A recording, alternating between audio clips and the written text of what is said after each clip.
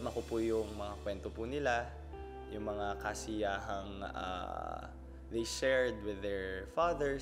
Sobrang affected na po akong nakikinig pa lamang po sa mga kwento po nila. Listening to your stories, sobrang medyo jealous cause parang I never had a relationship with my dad. Pero wala. Sa pagpapatuloy ng pagbabahagi ng housemates tungkol sa kanilang ama, si Argel ang sumunod na tumayo upang magbukas ng kanyang saloobin. Sobrang opposite kami ng tatay ko. Wala siyang bisyo, tsaka madisiplina sa sarili. Sobrang seryoso niya dati kaya hindi kami nagkakasundo kasi opposite nga kami. Sa ngayon, maayos naman yung relasyon namin.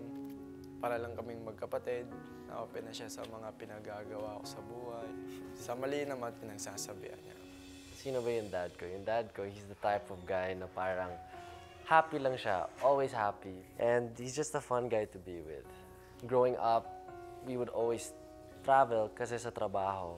And then, even though nakikita namin na parang pagod na pagod siya, he was always there. Now that he's getting older, mga, 51 na siya, nafe-feel ko na parang napapagod siya. Parang I wanna give him time. Kasi time is very limited, di ba? And I just wanna make it easy for him. And yung sacrifices na ginawa niya is something I'll never forget. Yung letter, Dear Dad, Happy Father's Day. Salamat sa lahat na bagay na tinuruan mo sa akin. I only wish that I become at least half the man that you are. Ikaw ay sobrang humble, forgiving, understanding, and caring. Ikaw ay tunay na businessman of steel. Gino Roque. Sunod na nagbahagi ay ang ulila na sa ama na si Diana. Yung daddy ko, sobrang close namin, lalo na kaming dalawa. Kasi yung mommy ko medyo strict. So growing up, pag nagpapaalam ako sa mommy ko, hindi ako palagi pinapayagan. Tapos yung dad ko yung palagi nag-convince na hayaan mo siya mag-explore, ganyan. Until nagkasakit na lang siya noong teenage years ko. Tapos as in 6 months lang, wala na, sobrang bilis, bigla na lang nawala.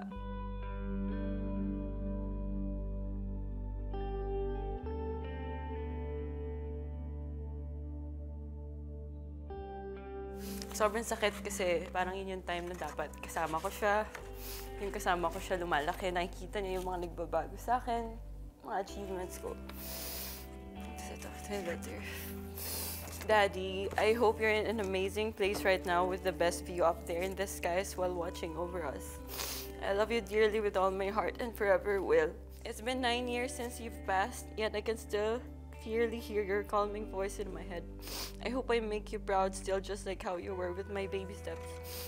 I hope you know that I miss you every day and not a day goes by that I don't think of you.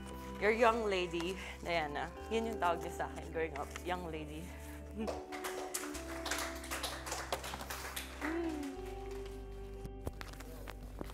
Parang paano mo kakausapin yung taong wala na. Yun po yung isa sa mga bagay na pinipilit mo na lang ibaon ng ibaon sa past mo para hindi mo maisip. Pero masaya din pala siya, kuya, pag na-open mo po sa mga tao, kuya, na willing makinig, kuya. Sobrang nakagaan po ng feeling. Dama ko po yung mga kwento po nila, yung mga kasiyahang they shared with their fathers. Sobrang affected na po akong nakikinig pa lamang po sa mga kwento po nila.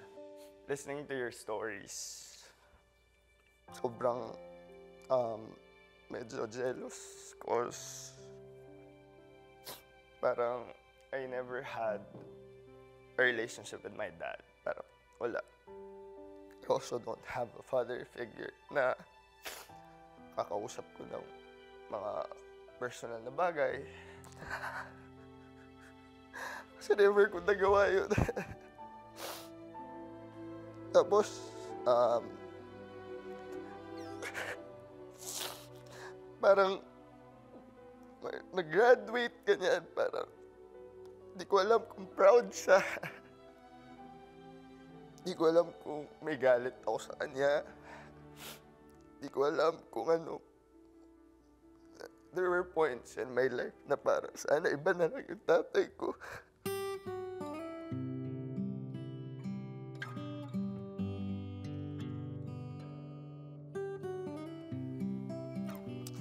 Gusto ko lang talaga maging close din sa kanya.